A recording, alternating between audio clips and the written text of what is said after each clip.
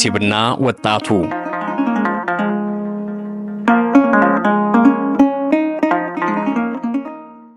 አባ ጽዮን የልጃቸውን ሐዘን እየተመለከቱ በትካዜ ተውጠዋል።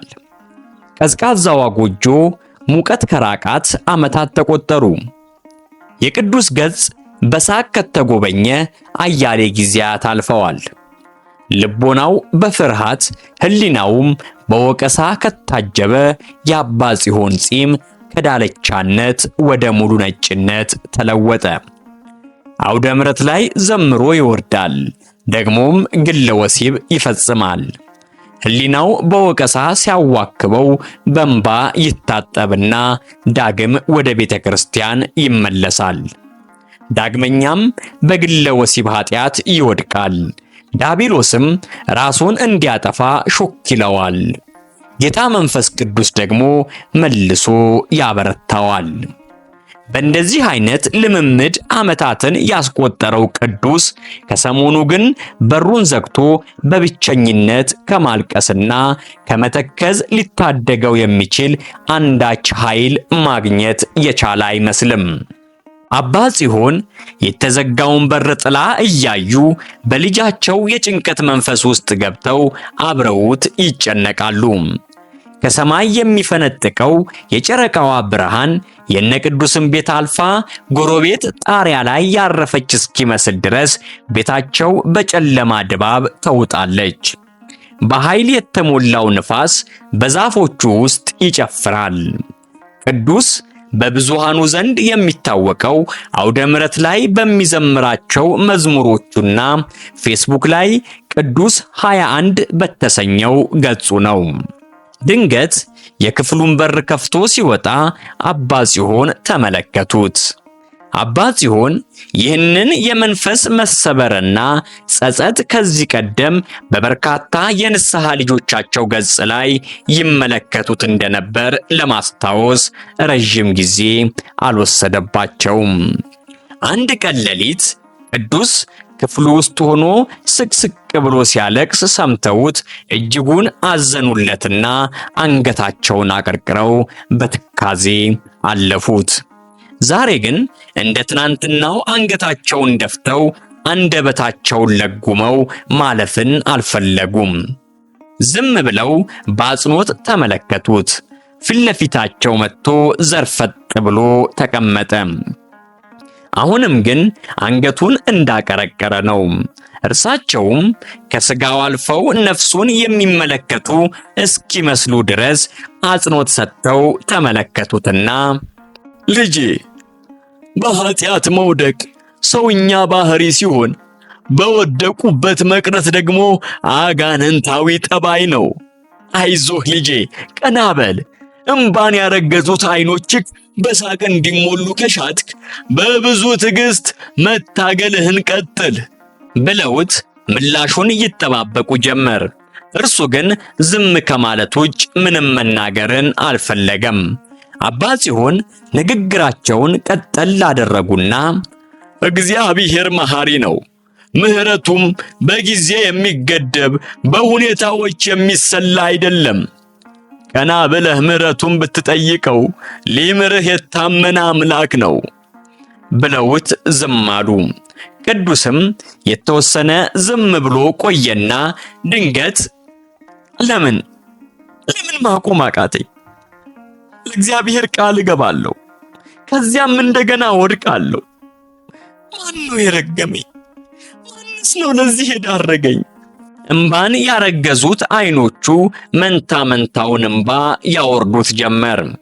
አባ ጽዮንም ድምፃቸውን ለስለስ አድርገው በፍቅር ዓይን እየተመለከቱት ይህንን ተጋድሎ እየተጋደልክ እንድትኖር እግዚአብሔር ፈቅዶ ሊሆን ይችላል።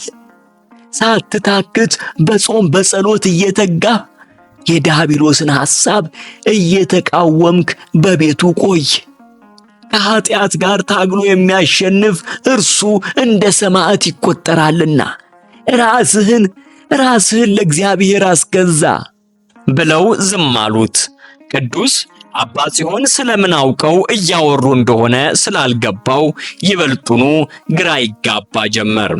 ዓይኖቹን ጠበብ አድርጎ ሲመለከታቸው ልጅ ቅዱስ ሕመምህ መድኃኒት አለው፣ ግድ የለህም አትጨነቅ አሉት። ቅዱስም ግራ እየተጋባ አልገባኝም፣ የምን ሕመም? ነፍስህን ከክርስቶስ የሚነጥል ሕመም፣ ወጣቱን እያጨደ እንደ ነዶ ሸብቦ ከእሳት ዋሻ የሚማግድ ዘመነኛ ሕመም አሉት። ቅዱስ ውስጡ በፍርሃት ተሞላ። አባ ጽዮን ያልነገራቸውን ኃጢአቱን ያወቁበት መስሎ ተሰማው። በቤተ ክርስቲያን አገልግሎቱ የሚያውቁት አባት በግለ ወሲብ ኃጢአት መውደቁን ካወቁበት ምድርና ሰማዩ አንድ እንደሚሆንበት እያሰበ አንገቱን አቀርቅሮ የደብዛዛው ብርሃን ምንዛሪ የሆነውን የራሱን ጥላ አተኩሮ መመልከት ላይ ተጠመደ።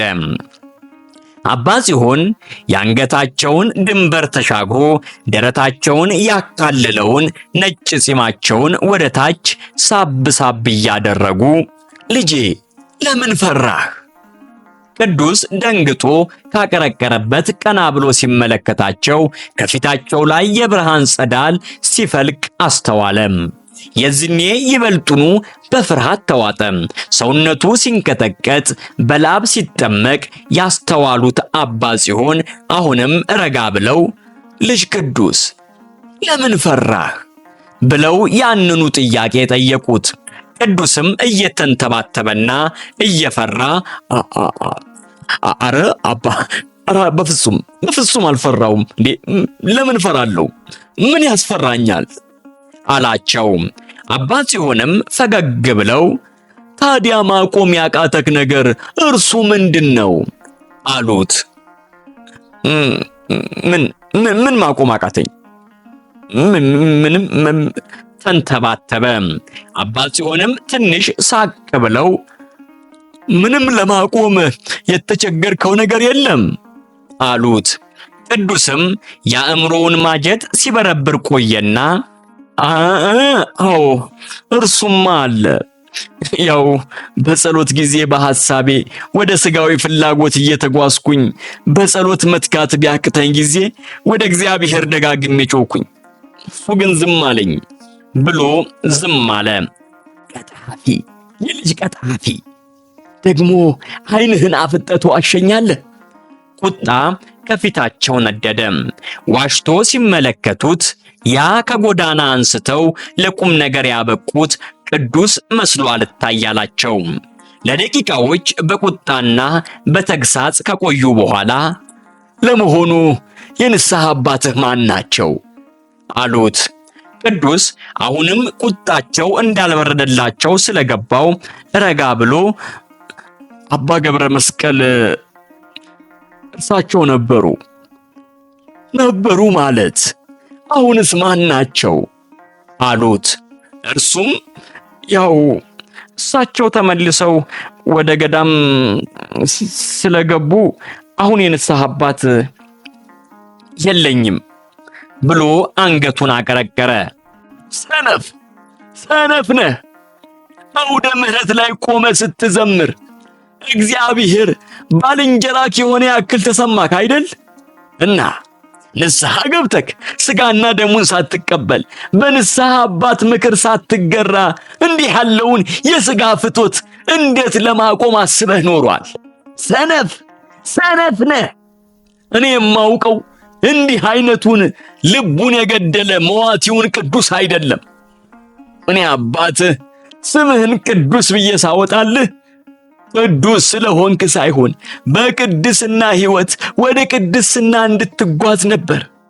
ቅዱስ ስልህ ኃጢአትን አትሰራም ብዬ ሳይሆን እንደ ቅዱሳን እልፍ ጊዜ ወድቀህ እልፍ ጊዜ ትነሳለህ ብዬ አስቤ ነበር። አንተ ግን አንድ ክርስቲያን ሊያደርግ የሚገባውን አንድ ነገር እንኳን ማድረግ ተሳነ። ሰነፍ ነህ! ከዚህስ ይህንን እስከምሰማ በሞትኩት ይሻል ነበር። ምን ላድርግ አባ? ሁልጊዜ አንድን ኃጢአት ብቻ እየተናዘዙ መኖር እኮ ይሰለቻል። ይቅር ባዩ ክርስቶስ ያልሰለቸውን ይቅር ተባዩ አንተ መሰልቸት ምን ይሉታል? እንዲህ አይነቱን ትምህርትስ ከየትኛው አባት ተማርክ? መሬት አዳልጦ 10 ጊዜ ብትወድቅ 10ሩንም ጊዜ ትነሳለህን? ወይስ በ10ኛው ውድቀት ላይ ካሁን በኋላ አልነሳም ብለህ እዛው መሬት ላይ ትቀራለህ? ታዲያ ስጋክ መሬት ላይ ወድቃ እንዳትቀር በወደቅ ቁጥር ከተነሳ ነፍስህ የሲኦል ግብር ሆና እንዳትቀር በወደቅ ቁጥር ብትነሳ ምን ክፋት አለው? ቤቱ በዝምታ ተሞላ። ቅዱስ በአባ ጽዮን ፊት አፍሮ መሬቱን ሲመለከት በክርስቶስ ፊት ከምታፍር በእኔ ፊት ብታፍር ይሻልሃል። በፍትወት ኃጢአት ተጠምደህ ሥጋህን ለማስደሰት ስትኳትን ነፍስህንም ሕሊናህንም እያሳደፍካቸው መሆኑን አውቃለሁ። ልጄ፣ በአንተ ዕድሜ ክልል ውስጥ ያሉ በርካታ የንስሐ ልጆች አሉኝ። በእንዲህ አይነት ኃጢአት ሲወድቁ የሚያሳዩት ገጽ ከሰሞኑ አንተ እንደምታሳየው ያለ ነው። እዚህ ከመጣው ጊዜ ጀምሮ እኔ ለጸሎት ስነሳ መኝታ ክፍልህን ዘግተህ ስታነባ ደጋግሜ ሰምቼሃለሁ። ልጄ፣ ጻድቅ 7 ጊዜ ወድቆ 7 ጊዜ ይነሳል። ጻድቃንን ጻድቅ ያደረጋቸው ከቶ አለመውደቃቸው ከቶ ኃጢአት አለመስራታቸው ሳይሆን ወድቀው ዳግም መነሳታቸው ነው። ቅዱስ እንባው ቁልቁል እየወረደ አባ፣ ይህንን ኃጢአት ለማቆም በተደጋጋሚ ተናዝሼ ነበር፣ ግን ማቆም አቃተኝ። እግዚአብሔርንስ ማድገም አይሆንብኝም? አባ ጽዮን ፈገግ አሉና እግዚአብሔር ምሕረት ማድረግን አይደክምም። ምሕረት ማድረግን ከደከመማ እርሱ አምላክ አይደለም። አባካኙን ልጅ ተመልከት። ነፍሱን ለፍትወትና ለከንቱ ምኞት አሳልፎ ሰጠ። ነገር ግን ልብ ገዝቶ በተመለሰ ጊዜ አንድ ቃል ሳይናገር አባቱ ወደ እርሱ ሮጦ አቀፈው። ልጄ፣ ጦርነት ማድረግ አለብህ። ይህ ውጊያ ደግሞ ለጊዜው የሚደረግ አይደለም። የዕድሜ ልክ ጦርነት ነው። ጠላትህ ይህ ኃጢአት አንተን እንደሚገልጽህ እንድታስብ ይፈልጋል። አንተ ግን እምቢ ልትለው ይገባል። የእግዚአብሔር ልጅ ነህ። በእርሱ አምሳል የተፈጠርክ ክቡር ፍጥረት ነህ። አባ ጽዮን እጃቸውን ዘርግተው አንዲት ትንሽዬ የእንጨት መስቀል እየሰጡት፣ ይህ መስቀል በገዛ እጄ የቀረጽኩት ነው። ሥጋዊ ፍላጎት ባየለብህ ቁጥር በእጆች አጥብቀህ ይዘህ አንተ ለእኔ ሞተሃል። እኔ እንደገና እንድሰቅልህ አትፍቀድልኝ በማለት ወደ እርሱ ወደ ክርስቶስ አልቅስ። ቅዱሱን መስቀል እየተንቀጠቀጠ ተቀብሎ ያዘውና አባ ሌላስ ምን ላድርግ? ሩጥ፣ ሽሽ። በሥጋ ብቻ ሳይሆን በመንፈሳዊም ወደ ጾም፣ ወደ ጸሎት ሩጥ። መዝሙረ ዳዊትን ድገም። እንቅልፍህን ቀንሰህ ወደ እግዚአብሔር መጮህን አዘውትር። አባ ጽዮን በአትኩሮት እየተመለከቱት በጨለማ ውስጥ አትቆይ። ብትወድቅም እንኳን ወደ ብርሃን ሩጥ። እንግዲያው እየተዋጋህ ሙት። ከክርስቶስ ጋር ተጣብቀህ ሙት። ይህ ደግሞ ለአንተ ድል ነው። ቅዱስ አንዳች ኃይል ውስጡን ሲቆናጠጠው ይታወቀው ነበር። ፍርሃት ሰፍኖበት የነበረው ልቦናው በጀብዱ ሲሞላ ታወቀው። ከዚህም በኋላ በጾም ጸሎት ይተጋ ጀመር። ራሱን ካላስፈላጊ ቪዲዮዎች ማሸሽና መታቀብን አዘወተረ። ከግለ ወሲብ ርቆም ሳምንታትን አሳለፈ። ነገር ግን ከዕለታት በአንደኛው ምሽት ልቦናው ተሰውሮ የሥጋ ፍላጎቱ አይሎ በግለ ወሲብ ኃጢአት ወደቀ። ነገር ግን እንደዚህ ቀደሙ ደብቆ ዝም ማለትን አልፈለገም። ቆይታቸውን ጨርሰው ወደ ገዳማቸው ወደ ተመለሱት አባ ጽዮን ዘንድ ደወለ። አባ ዳግም ወደኩኝ እኮ አላቸው። እሳቸውም ልጄ ተነስተህ ዳግም ቁም፣ ተነስ። አባ መቼ ነፃ እንደምወጣ አላውቅም፣ ግን መሞከሬን አላቆምም። በራሴ ስለማምን ሳይሆን መስቀሌን በተሸከመው በክርስቶስ ስለማምን ነው።